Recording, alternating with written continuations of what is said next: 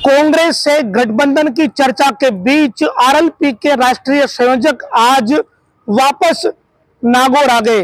नागौर के साडूकण गांव में महाशिवरात्रि के कार्यक्रम में उन्होंने भाग लिया। इस दौरान बेनीवाल ने बयान देते हुए कहा कि महाशिवरात्रि के बाद सब ठीक होगा और उनकी बातों से ऐसा लगा कि वो उसी काम में लगे हुए।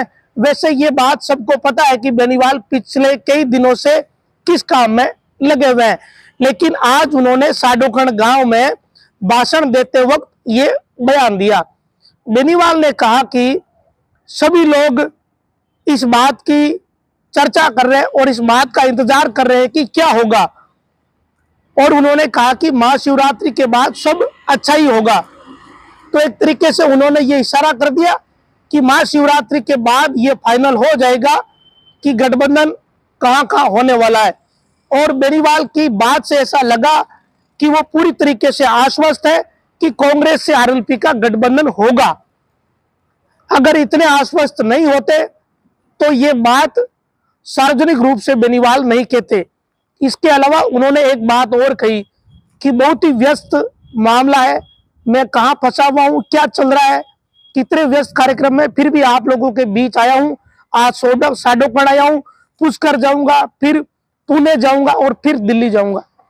यानी आज रात्रि में या कल सुबह तक बेनीवाल फिर वापस दिल्ली में होंगे।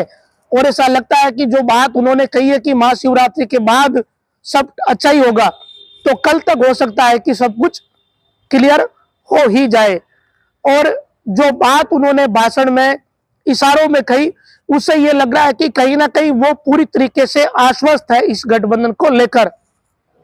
लेकिन दूसरी ओर कांग्रेस के जो स्थानीय नेता है, स्थानीय जो कार्यकर्ता पदाधिकारी है, वो भी अब ये प्रयास करने लगे हैं कि ये गठबंधन नहीं हो।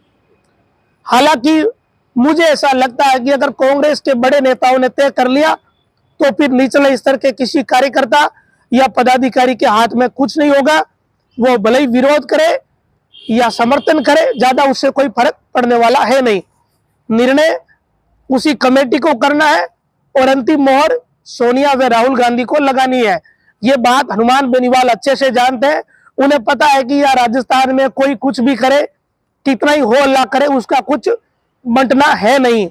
इसी कारण वो इतने दिन से दिल्ली में बैठे थे और दिल्ली में बैठे बैठे शायद बोर हो गए और लगा होगा कि 4-5 दिन से एक जगह बैठे, जनता के बीच चले। क्योंकि कई नेता ऐसे होते हैं जो पब्लिक के बिना रह नहीं पाते, कुछ नेता ऐसे होते हैं जो पब्लिक से दूर ही रहते हैं।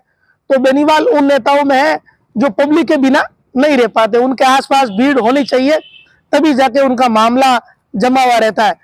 तो वो जनता के बीच आ गए, आज साडूकण आए, भाषण दिया, भाषण में इशारा कर दिया पुष्कर जाएंगे, फिर पुणे जाएंगे और इसके बाद वापस दिल्ली। तो कुल मिलाकर एक राजनीतिक मैसेज देने की कोशिश है। अवसर भी था, महाशिवरात्रि के कार्यक्रम थे, आमजन ने उन्हें आमंत्रित किया था, तो इस अवसर का उन्होंने बेखूबी फायदा उठाया। खाली बैठे होंगे दिल्ली में, क्योंकि गठबंधन को लेकर चर्चा की कोई तारीख तय हो गई होगी, तो सोचा कि एक राउंड कर लिया जाए। तो ये नेता ऐसा करते हैं, लेकिन उन्होंने यहाँ आकर इशारों में ये कह दिया कि महाशिवरात्रि के बाद सब अच्छा ही होगा।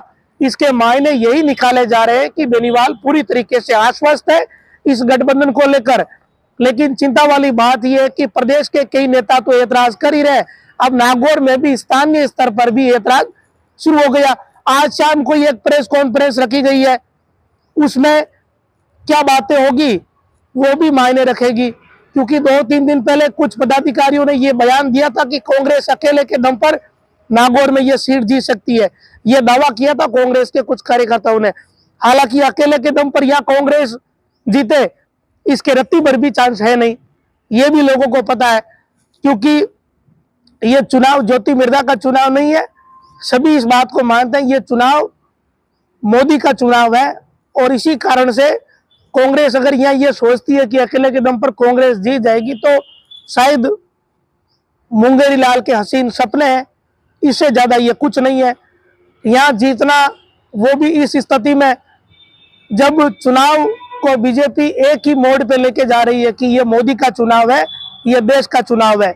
ऐसे में कांग्रेस अकेले के दम पर नागौर में पार पड़ेगी, इसके चांस कम ही है। वैसे तय तो नागौर लोकसभा क्षेत्र की जनता करती है। कुल मिलाकर बात यही है कि बेनीवाल पूरी तरीके से आश्वस्त है कि यह गठबंधन होगा। कितनी सीटों पर होगा इसे लेकर शायद अभी पूरी तरीके से चर्चा हुई नहीं है। बाड़मेर व नागौर 2 मांगी थी, लेकिन ऐसा लगता है कि नागौर एक पर ही सहमति बनेगी। और कोई अपडेट रहेगा तो हम आपके साथ जरूर साझा करेंगे। वीडियो को देखने के लिए धन्यवाद।